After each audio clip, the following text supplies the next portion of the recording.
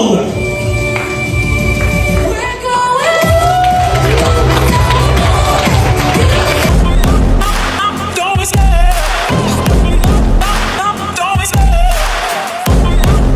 think Uriarte.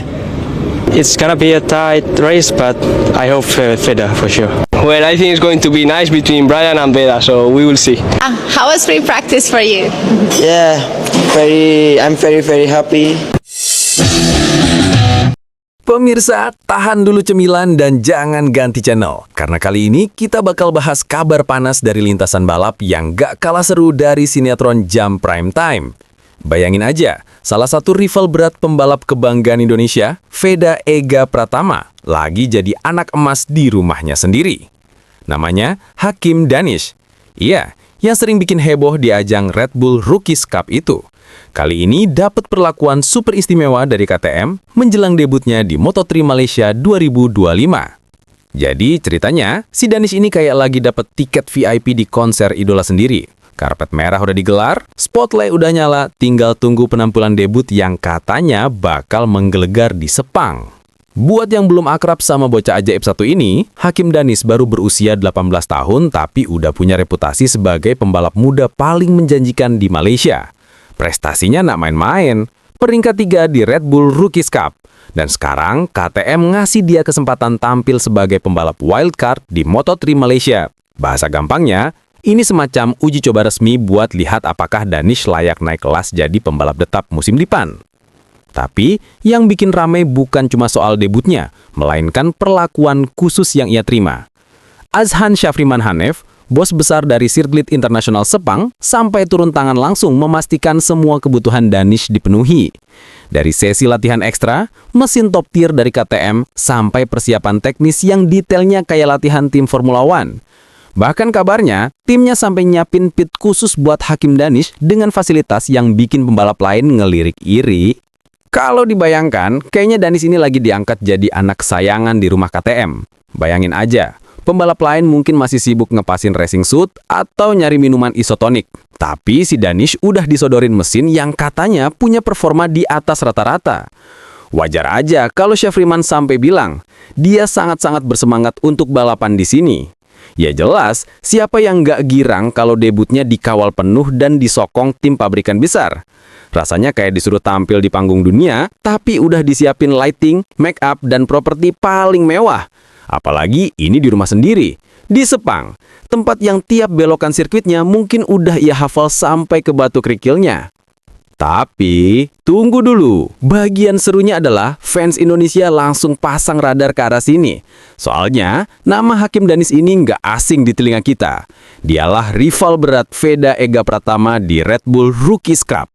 Persaingan mereka udah kayak rivalitas dua tokoh utama di drama balap. Veda yang tenang tapi mematikan, Danish yang ambisius non-flamboyan.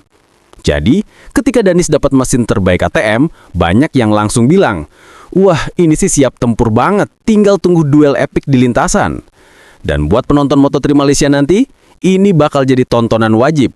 Karena dua bintang muda Asia Tenggara itu bisa aja bikin kejutan besar di tengah pembalap Eropa yang selama ini mendominasi.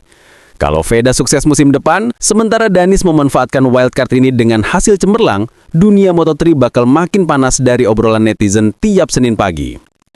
Tapi, di balik semua kemewahan dan perlakuan khusus itu, ada juga tekanan yang nggak main-main. Semua mata Malaysia tertuju ke Danish, KTM pun berharap debut ini jadi ajang pembuktian, bukan cuma pesta penyambutan. Bayangin aja, kalau gagal finish di rumah sendiri, waduh, bisa-bisa meme-nya langsung viral. Tapi, kalau berhasil mencetak poin atau bahkan tembus top 10, bisa jadi batu loncatan luar biasa buat karirnya. Jadi ya, di satu sisi, ini kayak mimpi indah, tapi di sisi lain juga kayak ujian nasional buat si Danish. Nah, gimana Sobat Seleb Otomotif? Menurut kalian, apakah perlakuan spesial dari KTM ini bakal bikin Hakim Danish tampil menggila di Sepang? Atau justru bikin tekanan makin berat karena ekspektasi melambung tinggi? Dan jangan lupa, Veda Ega Pratama juga pasti lagi mantau dari jauh siap balas di musim depan. Kalau kamu tim Veda atau tim Danish? Tulis di kolom komentar ya. Like kalau kamu bangga sama pembalap muda Asia Tenggara, subscribe biar nggak ketinggalan kabar terbaru dunia balap dengan gaya paling santai dan kocak, dan nyalain loncengnya. Karena di channel ini, berita serius pun bisa bikin kamu senyum. Nah pemirsa, biar makin kebayang ya, perlakuan spesial buat Hakim Danish ini bukan sembarangan. KTM bener-bener memperlakukannya kayak tamu kehormatan di istana balap. Bayangin aja, sebelum pembalap lain sempat buka tutup botol air minum, Danish udah lebih dulu ngetes mesin Moto3-nya di lintasan Sepang. Dan bukan sembarang test ride, tapi latihan intensif dengan perangkat telemetri lengkap kayak lagi syuting film dokumenter The Making of a Champion. Bahkan kabarnya, tim teknis sampai harus lembur demi nyetel motor sesuai gaya balap Danish yang katanya agresif tapi tetap halus. Ya, semacam kopi susu versi pembalap lah. Ada tendangannya tapi tetap enak dinikmati. Lucunya lagi, ada rumor kalau mekanik KTM sampai heran karena tiap kali Danish balik ke pedok, dia bukan minta ganti ban atau setting suspensi, tapi malah bilang, "Bang, suara mesinnya bisa dibuat lebih galak dikit nggak biar penonton lokal makin heboh?" Waduh, ini pembalap atau promotor konser sih? Tapi ya gaya pede kayak gitu yang justru bikin publik Malaysia makin bangga. Soalnya udah lama banget mereka nunggu pembalap lokal bisa unjuk gigi di Moto3 dengan dukungan pabrikan besar. Dan bicara soal karpet merah tadi, istilah itu bukan cuma kiasan loh. Syafriman Hanif, bos besar sirkuit Sepang, sampai bilang sendiri kalau semua fasilitas latihan, pit, bahkan ruang briefing disiapkan selevel pembalap tetap Moto3. Kami ingin dia nyaman dan fokus, katanya. Wajar sih, soalnya ini kesempatan langka buat Malaysia pamer talenta mudanya di ajang dunia. KTM juga kelihatannya nggak mau setengah-setengah. Mereka tahu banget kalau tampil di kandang sendiri itu momen emas buat promosi dan branding. Jadi ya ibaratnya mereka kasih panggung paling megah. Tinggal Danish aja nih yang harus nunjukin aksi paling wah. Tapi ada sisi menarik lain nih yang bikin suasana makin seru. Beberapa pembalap muda lain dikabarkan agak ngedumel karena nggak dapat perlakuan serupa. Ya gimana enggak, saat mereka sibuk ngantri latihan, Danish sudah melenggang lebih dulu. Dapat slot waktu yang katanya premium. Kalau diibaratkan sekolah, ini kayak murid baru langsung dikasih kursi depan dan buku baru, sementara yang lain masih ngisi absen. Tapi di dunia balap ya begitulah. Kalau punya potensi dan momentum, semua mata langsung tertuju padamu. Dan Danish, dia tahu banget cara menikmati sorotan itu. Bahkan di sesi latihan kemarin, gaya masuk tikungannya udah kayak bilang ke dunia, "Hey, perhatikan aku datang bukan buat main-main." Dan nih ya pemirsa, dari sudut pandang reporter yang udah nonton banyak drama pedok, aku bisa bilang, aura di sekitar pit Danish itu beda banget. Serius, biasanya pedok itu isinya suara mesin, obrolan mekanik, dan aroma bensin campur keringat. Tapi di pit Danish, kayak ada energi baru, kombinasi antara semangat nasionalisme, adrenalin, dan harapan besar yang bisa dirasakan dari jauh. Mungkin kalau kamu berdiri di sana, kamu bakal dengar bisik-bisik semangat dari kru Malaysia yang bilang, "Ayo Hakim, tunjukin ke dunia kalau anak Asia Tenggara juga bisa bersinar." Dan begitu mesin KTM-nya meraung di lintasan, rasanya kayak seluruh Sepang bergetar. Pokoknya suasananya bukan lagi uji coba wildcard, tapi kayak opening seremoni Olimpiade versi Moto3. Tapi ya, sebagai reporter lucu yang udah makan debu lintasan sejak zaman Valentino Rossi masih rambut gondrong, aku juga tahu, di balik semua sorotan itu, ada beban mental luar biasa.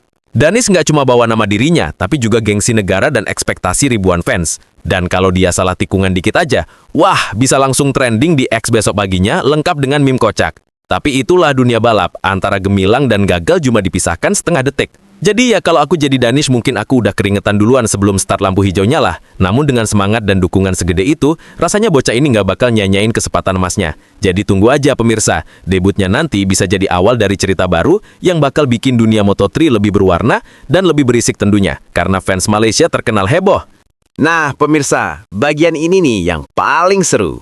Rivalitas panas antara Hakim Danish dan Veda Ega Pratama. Dua pembalap muda Asia Tenggara ini udah kayak dua bintang sinetron balap. Satu dari Malaysia, satu dari Indonesia. Dua-duanya cepat, berani, dan punya fans militan. Begitu kabar Hakim dapat perlakuan khusus dari KTM beredar, netizen langsung heboh. Lah, kok dia dapat mesin spesial?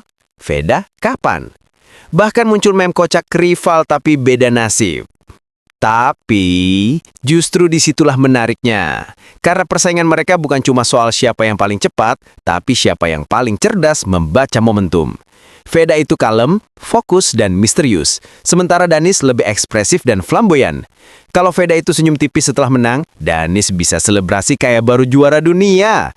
Dan gosipnya nih, KTM sengaja kasih spotlight ke Danish karena balap di Malaysia itu kesempatan promosi besar di Asia. Tapi ingat, tekanan sebesar itu bisa jadi bumerang kalau hasilnya nggak maksimal. Sementara Veda, diam-diam siap belajar, mengamati, dan mungkin balik tahun depan dengan kejutan besar. Jadi, meski sekarang Danis disorot, Veda masih bisa jadi kartu truf di musim berikutnya. Rivalitas mereka ini bukan permusuhan, tapi duel dua anak muda Asia yang lagi rebutan panggung dunia. Dan jujur aja, kita semua menang, karena tontonan Moto3 bakal makin seru gara-gara dua bocah ini. Wah, gimana nih Sobat Gaspol? Rivalitas Veda dan Danis makin panas aja ya. Satu dapat karpet merah, satu siap balas dengan kejutan. Kira-kira siapa yang bakal bersinar lebih dulu di Moto3 nanti? Tulis pendapatmu di kolom komentar. Jangan lupa like biar makin banyak yang dukung pembalap Asia, subscribe biar nggak ketinggalan update seru kayak gini, dan nyalain loncengnya, karena di sini berita balap bukan cuma cepet, tapi juga bikin ngakak.